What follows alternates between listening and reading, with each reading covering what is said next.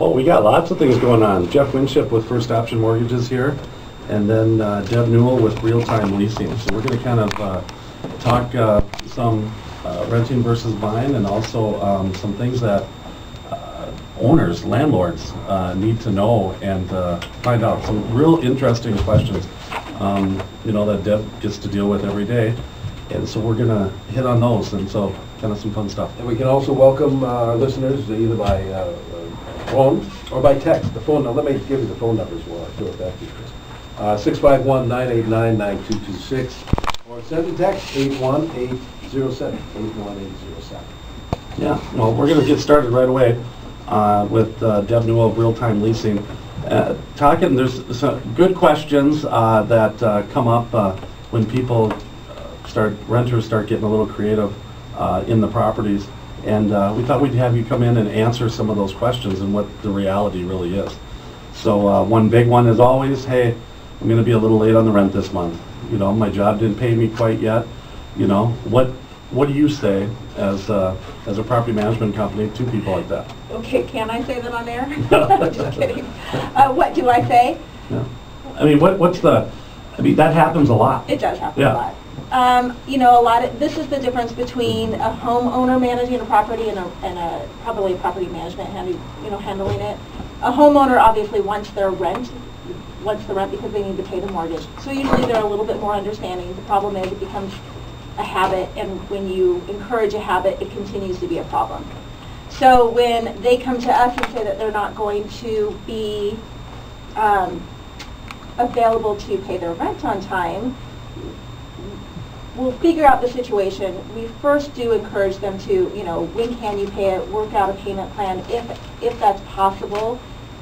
It's sometimes easier to do that than to go through the whole process of an eviction, but if it becomes a habit, we may have to pull in the reins a little bit. Yeah, it really is kind of a tricky situation. I think that's what we have to be careful about is you're not trying to encourage them to have this continually happen every month, but maybe it's just a one-time occurrence. We're not horrible. We are empathetic and sympathetic to some situations, but at the same time, this is a business.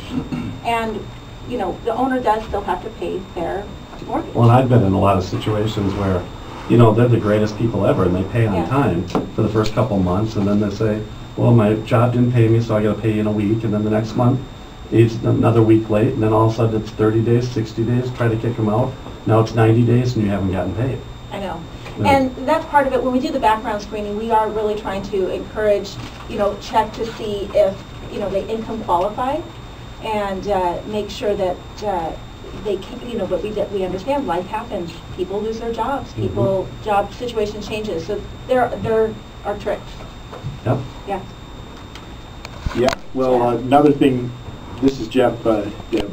One thing I was looking at there is you don't develop a personal relationship with these renters. So it's professional for you. It's not like if you're doing it yourself, you start to get personally involved, and I think that really helps. Even as a lawyer, we see that as well.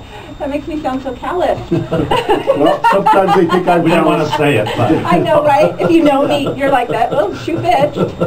It's just like they say with the lawyers: if you represent yourself, you have a fool for a client. It's the same thing as a landlord in many ways. So, well, another question is, what if the tenant says, "Well, my refrigerator died and all my food's spoiled, and now I'm sending you a bill for the groceries." What do you say then?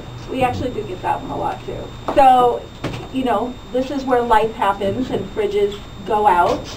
And remarkably, their grocery bill is much more than mine. They have $300-400 worth of groceries, and they just went to Sam's Club or something. But again, this is one of those unfortunate circumstances. It's not like we purposely had it go out, but we're not responsible for the food spoilage. But you probably would know this as a lawyer, but it's in our lease. So it has to be written into the lease that we're not responsible for, acts of God or, is what we call them, and also unfortunate circumstances, and we have to detail it out. Fridge going out is one of them. Well, another thing, Deb, that you just said, it's in the lease. So many people that I talk to that are doing their own landlording, they don't know what's in their lease. Right. And so to have someone like you that is very, very familiar with the lease and is comfortable with the terms and so forth, I think that's vital. We get a lot of, when owners come over to us, we get a lot of office max leases, is how I call it, where they're just the boilerplate lease that's not specific, state specific at all. And so that's the problem. And so things like this are not going to be included into the lease. And so then you do run into a problem. So if it's not written in there, then you have to have a little bit of compassion and, depending on when the fridge gets fixed or replaced, a little good faith, goes a long way. So maybe you give them a little bit to show them that, I'm sorry this happened. It's unfortunate, but I'm not going to replace all of your groceries for $300. Well, yeah, and I think it's important too that people know. I think a detailed lease is just as important for the renter as it is for the landlord. It is, and actually I tell renters that. So whenever we get so if I get an owner that comes to us and they have a renter in there, and I look through their lease and I see how horrible it is for both parties, I actually encourage a renter to say, sign our lease, and here's why. It's actually in your benefit, and this sounds horrible, but renters are a little like children. They really do like, Andy's laughing at me. I can relate. Yes. So renters are like Andy. Yeah, oh gosh. You should be so lucky. I pay on time. But you have to give them rules and guidelines, but they want that. Because without it, they don't know what to do or what not to do. Yeah, well, it's true. That's gonna come back and haunt me, When you said expectations, it's so true. I had another one last summer that the AC went out. Yes. And it was, trying to get someone out there to get it fixed, and then you're trying to repair it, and maybe it doesn't hold, and now they've got to get a new one, and they're out of it. Mine was it was almost 2 weeks. 2 weeks. And they wanted to discount the rent because they didn't have air conditioning. So tenants can't arbitrarily just discount their rent, and it actually says that in the statute, 504B.178. Just to quote a statute, and there's all these subdivisions, but it does say that tenants cannot just arbitrarily lower rent.